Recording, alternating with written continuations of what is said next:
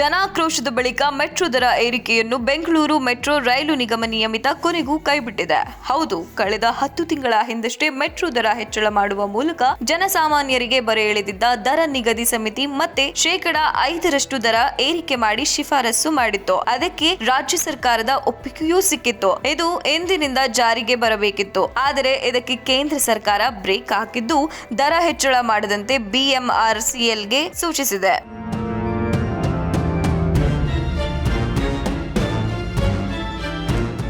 Metro ದರ ಏರಿಕೆ ವಿಚಾರ ರಾಜ್ಯ ಕಾಂಗ್ರೆಸ್ ನಾಯಕರು ಹಾಗೂ ಬಿಜೆಪಿ ನಾಯಕರ ನಡುವಣ ಜಟಾಪಟಿಗೂ ಕಾರಣವಾಗಿತ್ತು. ಈ ನಡುವೆ ಕೇಂದ್ರ ವಸತಿ ಮತ್ತು ನಗರ ವ್ಯವಹಾರಗಳ ಖಾತೆ ಸಚಿವ ML ಖಟ್ಟರ್ ಅವರನ್ನು ಭೇಟಿ ಮಾಡಿದ ಸಂಸದ ತೇಜಸ್ವಿ ಸೂರ್ಯ ವಾರ್ಷಿಕ ದರ ಏರಿಕೆಯನ್ನು ತಾತ್ಕಾಲಿಕವಾಗಿ ಸ್ಥಗಿತಗೊಳಿಸಿ ಅಗತ್ಯವಿದ್ದರೆ ಸಾರ್ವಜನಿಕ ಹಿತದೃಷ್ಟಿಯಿಂದ ದರ ಪರಿಷ್ಕರಿಸಲು ಹೊಸ ದರ ನಿಗದಿ ಸಮಿತಿಯನ್ನು ರಚಿಸುವಂತೆ ಮನವಿ ಮಾಡಿದರು.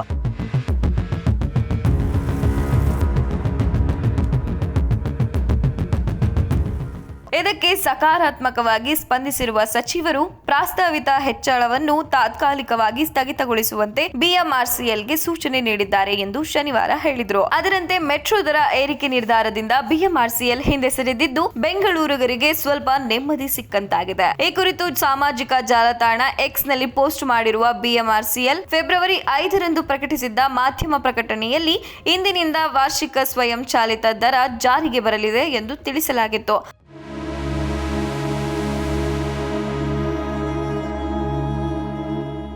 ಆದರೆ ಈ ನಿರ್ಧಾರವನ್ನು ಮುಂದಿನ ಆದೇಶದವರೆಗೂ ತಾತ್ಕಾಲಿಕವಾಗಿ ಸ್ಥಗಿತಗೊಳಿಸಲಾಗಿದೆ ಎಂದು ತಿಳಿಸಿದೆ. ಪರಿಷ್ಕೃತ ದರ ಕುರಿತು ಅಂತಿಮ ನಿರ್ಧಾರವನ್ನು ನಿರ್ದೇಶಕರ ಮಂಡಳಿಯ ಪರಿಶೀಲನೆಯ ನಂತರ ಪ್ರಕಟಿಸಲಾಗುವುದು ಎಂದು ಹೇಳಿದೆ. BMRCL ಬೆಂಗಳೂರು ನಾಗರಿಕರಿಗೆ ಸುರಕ್ಷಿತ, ನಂಬಿಗಸ್ತ ಮತ್ತು ಕೈಗೆಟುಕುವ ಮೆಟ್ರೋ ಸೇವೆಗಳನ್ನು ಒದಗಿಸಲು ಸದಾ ಬದ್ಧವಾಗಿದೆ ಎಂದು ಸಾರ್ವಜನಿಕ ಸಂಪರ್ಕಾಧಿಕಾರಿ ಪ್ರಕಟಣೆಯಲ್ಲಿ ತಿಳಿಸಿದ್ದಾರೆ.